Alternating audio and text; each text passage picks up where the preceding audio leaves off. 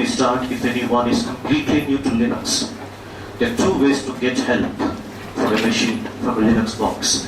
One is to use man. Man shows you man pages. You can access the man pages for functions. Say for instance, library functions arguments or library functions specific overview if you want to look at. Man space function name will give you access to man page of that particular function, which talks about the usage. Similarly, you can access man pages of APIs.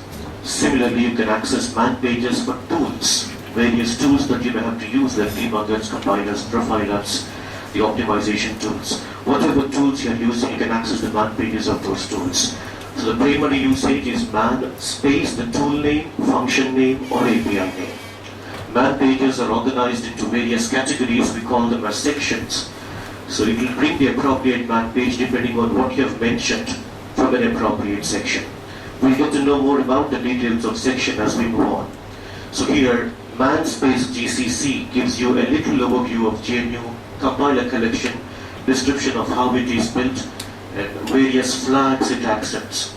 We don't have to read the entire man page if you're a beginner, but just know that man pages exist. In case you're confused with any flag, you can look up for help here. Right. So this is the first tool. On few machines you'll also have, especially Fedora distributions, you'll have one more tool called info. Man is one way to get help, info is the other way to get help. Ubuntu kind of distributions, I'm not sure if info directly is available, you may have to install it explicitly. But in case of Fedora, you may find info. The difference between info and man usually talks a lot about usage, which means that if you are aware already about why this tool is designed, what purpose it serves, if you want to know more about various options like various flags, you can access them from man. But info gives you a complete manual, a complete ebook on that particular tool, which starts with overview, the purpose, why it is designed, and then goes into usage. So man is good for reference, info is good for knowing about the tools. In this case I've not got the info, so it opens up the man page. In case of Fedora, you'll find info. If you want to install info on Ubuntu kind of distributions, you will have to install an external package. So these are two ways to get help.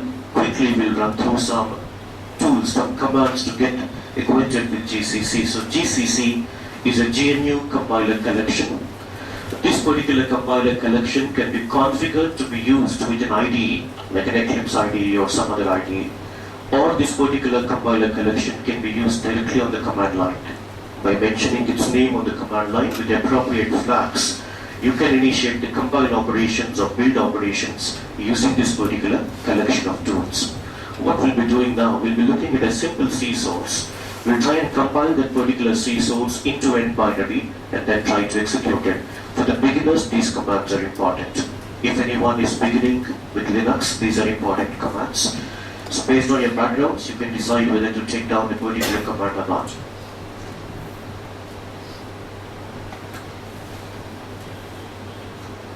Before we start off, it's a simple C source, there's nothing much there. A simple .c file with one main function with some printf call. So what I intend to do with this is I intend to compile this and build an application out of this using that compiler collection called GCC. Let's take a look at how it is done.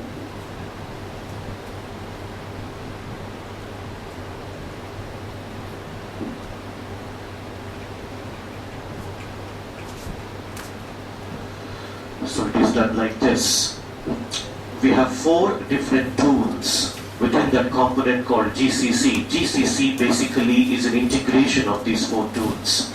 There are 4 different components. One is called a preprocessor, the other one is called compiler proper, the other one is called assembler, and then linker. These 4 tools combined, integrated together, makes up the GCC. So when you present a source file and you initiate a compile and build operation, GCC internally invokes these 4 tools, one after the other.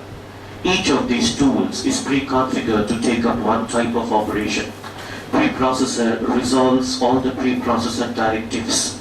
Compiler translates your source into assembly equivalent, depending on the machine. And assembler tries to translate all that assembly source into machine equivalent. and then linker applies a process called build to create an executable binary that can load and run.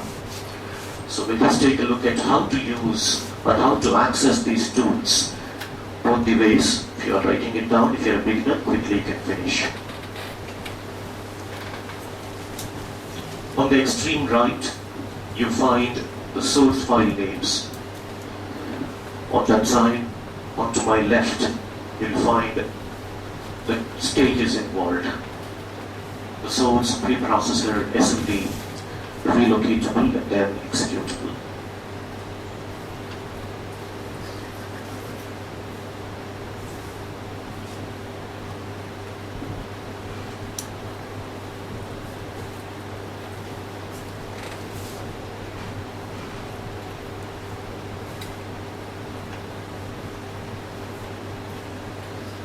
People working on Linux platform, you could be familiar with these basics. So you need to bear with me for the next 1 week. After a week, maybe some interesting sessions for you, those who are familiar with all this.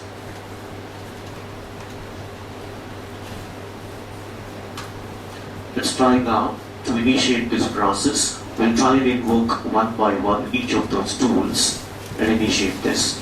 Our objective actually is not to verify that source file. Our objective is to know how these components can be accessed independently and how we can verify the outputs of each of them, so that if at all we are to troubleshoot any of the compile time problems or build time problems, we can look at the log dump and then verify where things have gone wrong.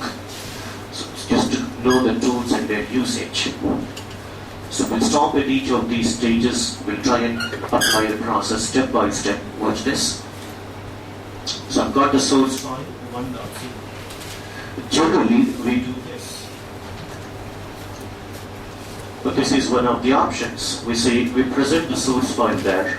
-o is a flag that indicates the output where it is to be redirected. We are redirecting the output, which is the binary code, into a file called 1.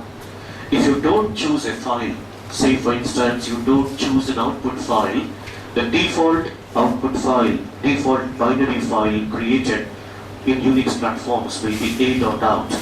A.out has been a practice since a.out was a binary format. Now a.out is no longer a binary format, but still that practice is on of choosing the default name as a.out. So that is a single shot, a single command if you want to initiate all that process. Then you can do it this way. But our objective is to do it step by step so that we understand these components. So let's get started. We'll do step by step. First step is to run the preprocessor. This is the flag -uppercase. Linux command line commands are case sensitive, unlike Windows. So uppercase E. Uppercase E will take that 1.c, initiate the pre-processing, and then after pre-processing is done, you'll have the output dumped into 1.i. So now we are initiating the first step of the process. You've seen the source code. In my source code, I have one stdio included, the standard C header file included. You could see this, and I've got a main function with a printf call. So after this is done, you can see simple, all the pre-processor stuff is resolved. You can see a lot of code added. It means whatever was there in that stdio is extracted and appended to your source. By the time compiler sees your source, the code that you wrote is there on top, all that code that was extracted and appended from the header file. It means by the time the compiler views your code, there is no longer a header file. Header file has been resolved, isn't it? There is no such component called header file by the time compiler looks at your code. So all this has been. Now let's take a look at one more flag. There is a flag called -v. Most of the tools in Linux and Unix domain, they accept this flag -v. Usually they support this flag -v. -v is referred to as verbose mode. When you run a particular tool in the verbose mode, it will show you what it is doing at the back, the steps it is executing at the back, the configuration steps it's executing at the back to achieve the objective. The objective here that we are presenting to GCC is to take that source file 1.c, apply pre-processing on it by invoking the preprocessor. So -v will now show us what GCC does to do this. So watch this. This is the log generated. As developers, sometimes we will have to look at these logs to know some issues. So if you look at what GCC is doing to carry out this job, it is first trying to read in some file, some specification file called specs. It means when compilers are installed, when the host compiler is installed, in some predetermined directory, a specification file is stored. So it is now accessing that particular built-in specs file, and then it is trying to verify the compiler chosen, and then it's trying to know which target platform the process is to be executed for, the processor type and the kernel type of the operating system. And then it's trying to verify whether all the required dependent tools or dependent libraries exist or not. Because the preprocessor itself is a binary, isn't it? Preprocessor is a tool. That particular preprocessor could be compiled or could be using some libraries as part of its source. So all the required dependencies should be there. It's trying to verify if all the required dependencies exist. And then it's trying to invoke that particular preprocessor here. It's passing the options we have passed, plus it's passing few more options to it.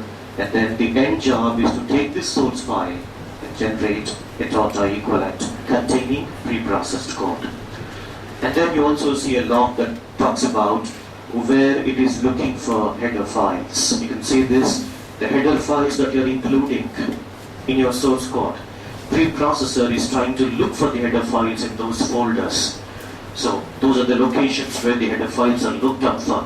If the header that you're including is not in that location, immediately you get an error at the compile time, the header file is not found. So like these few things you'll know if you look at these logs, and you can troubleshoot the primary problems. So this is step one. Step one, what we have done, we have taken the source, we have invoked the preprocessor, we have generated the preprocessed code. The output confirms that the header file has been resolved. Whatever was in the header file has been extracted, appended to our source code. Now let's go into step 2. If you look at that diagram that you've seen earlier, the step 2 is about invoking compiler. And then presenting the compiler the code which was generated by preprocessor. Compiler will now apply the compiled job, that is translation job, and translate those source instructions into assembly. Let's see how it is done.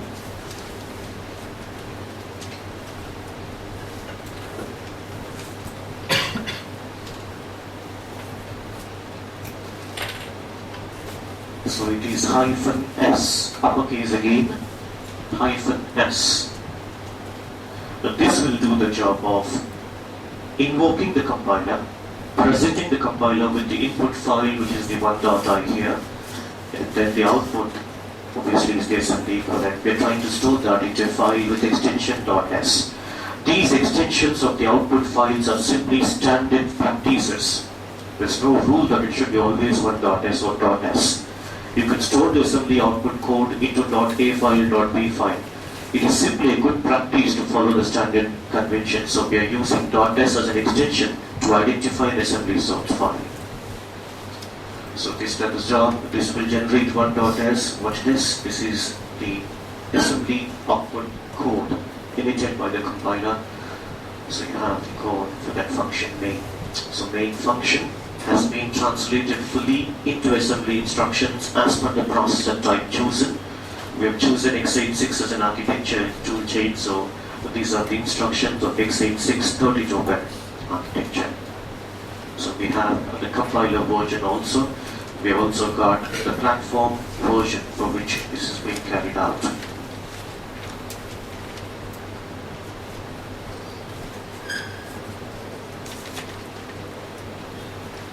Quickly run through -v for this also. You'll find a similar term that you found earlier, but this time it's the compiler being called. You can see the version of the compiler used.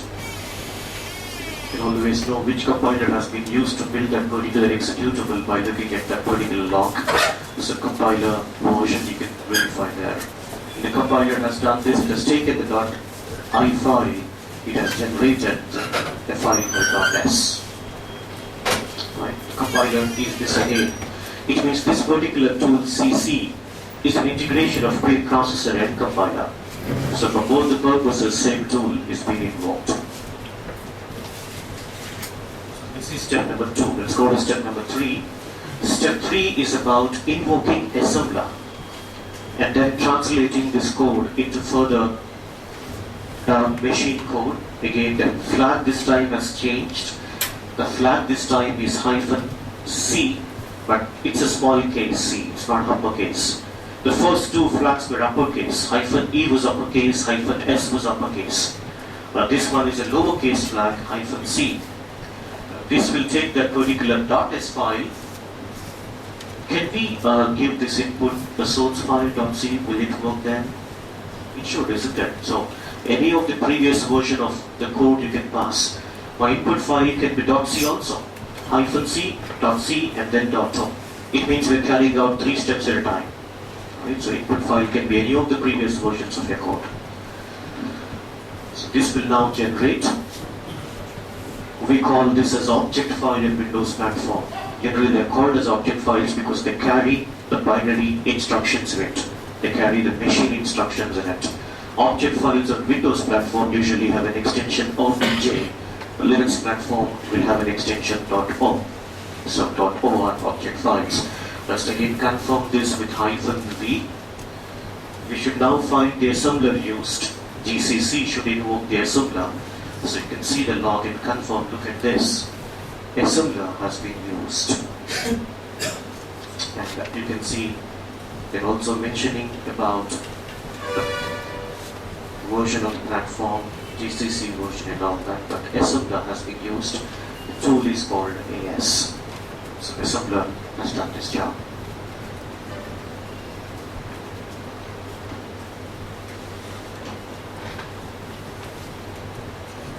So now we have a file called 1.o, an object file, which contains that particular code that we have seen earlier. So now watch this. For beginners, this is an extremely important tool that we'll be using throughout the course. At different levels we'll be using this. I'm just introducing it right now. GNU family of tools contains one tool called object dump. Object dump is a binary disassembler. This particular tool allows you to watch the binary files. Editors, the text editor like VI or Notepad or OnePad, they will not be able to open and read an object file. They're not designed to view or show up the binary instructions. So object dump is a tool that's widely used by open source developers. There are many tools in this family, but object dump is widely used. And object dump shows you the contents of the binary files, which means if you want to study about the address spaces, if you want to study about data segments, code segments, or if you are to debug an application using its crash log without using any of the tools, this is the only way to go about it. You have to use this particular tool, object dump, put your crash log aside, and then do a reverse engineering. We'll be touching on these aspects as we go on, but object dump is a very powerful, very useful method of debugging. So I'm just trying to introduce that now. This is a tool that will now show us the contents of that file 1.o. 1.o should have the machine equivalent instructions for the source code that we wrote. So watch this. On top you could see disassembly of section text. We'll talk about what that text means. And then bottom you could see disassembly of section read-only data, .ro data. It means your code has been compiled, machine instructions have been generated, they have been logically organized in the file. All the instructions have gone into one section called text. Instructions, we mean what all you wrote in the main function. All the data that you have declared, like constants. In printf, I've passed a string constant as an argument. Welcome to Linux world or something, isn't it? That has gone into read-only data because that is a constant, isn't it? If I have declared any global data, it would have gone into one more category, one more logical section called data section. So you could see clearly the object file is organized into logical sections, and you could read the contents of these logical sections using tools like object dump. And object dump is widely used for that. So you could see There's some additional information called comment, and there's frame information, and that's all. It ends there. It means it has the function main that you implemented in the source code. Along with the main function, read-only data is being represented because that was there in the code that we have presented, and then data section is missing here because there's no global data declared in our code.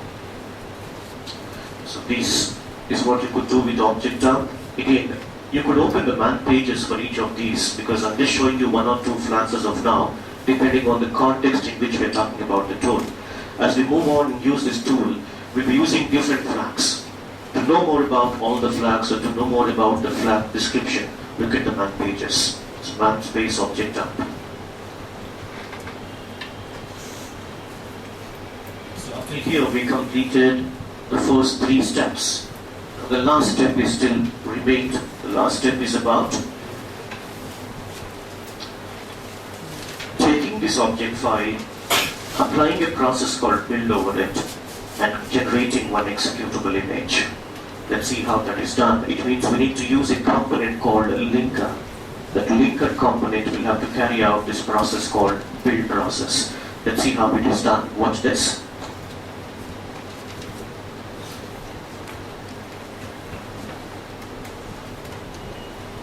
What I'll do, I'll change it for better, easy understanding. I'll call the executable as app. So the output file now is app. No flag here. By default, GCC space and relocatable invokes the linker. So this will invoke the linker and generate the application. So we have the application binary now with the name app.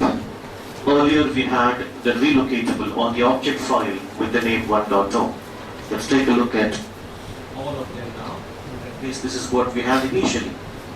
So we first did step 1, step 2, step 3, and then the executable file. I think app was used, so app. So these are 4 phases, 4 steps.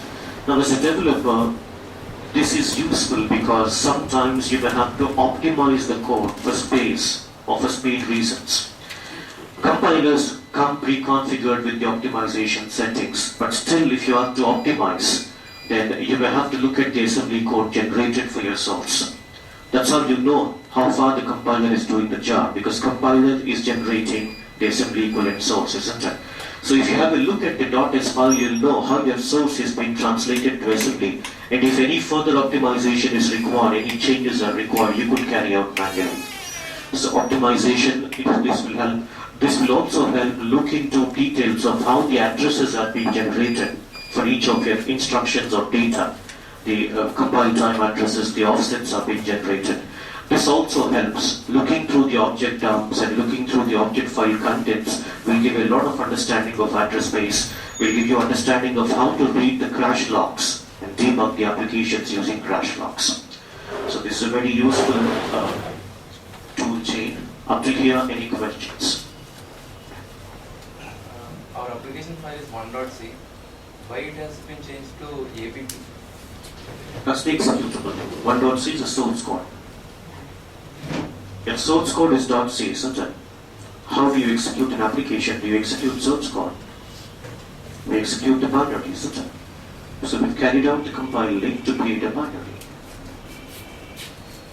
You can compile directly GCC source code that works. You can compile. Our objective was not to compile and build. Our objective was to know how it is done step by step. So that if required, you can halt at any step and observe your changes. Our objective is not to compile, run, check functionality. If anyone is learning programming, he will do that. Our objective is to know what tools are doing internally. That would replace the ADA .o is a object file. It will not replace a.out. A.out is the executable file. .o is an object file. Any further questions?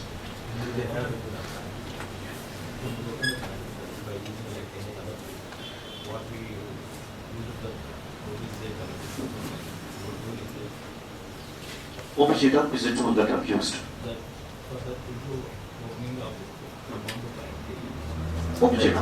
OBJDump opens up binary also.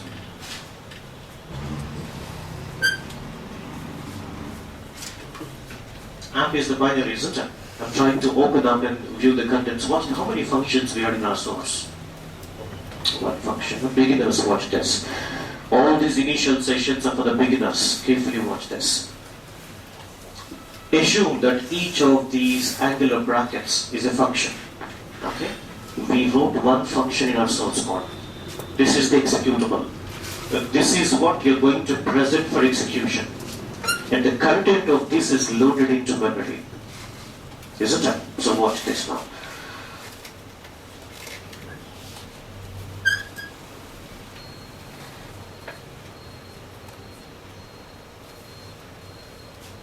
Could find init, could find start. Do you see many functions that appear here which were not there in the source? And they were not also in the object file, isn't it? Lots of the functions have been added to this. So all this code, we just wrote a single function, all this code appears in our executable. And when we do, which one are we presenting? Executable. Executable content is loaded. Executed, it runs what you have wrote the functionality for. So first step for us is to understand why so much of code in the executable, on what basis it is generated, and how it gets loaded, so that we know in the address space what we prepare.